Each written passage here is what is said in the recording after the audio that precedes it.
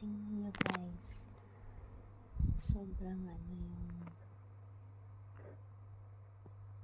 monkey, sobrang industrious niya, sipag niya ba, tsaka ang smart niya, naiidiyahan niya yung papaya na ipasok dun sa car.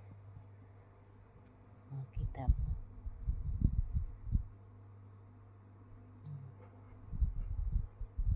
smart na unggoy na yan.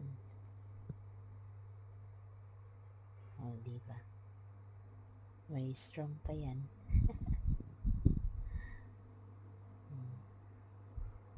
Diba? Kakaaliw, no? Ano pa yan mag-drive?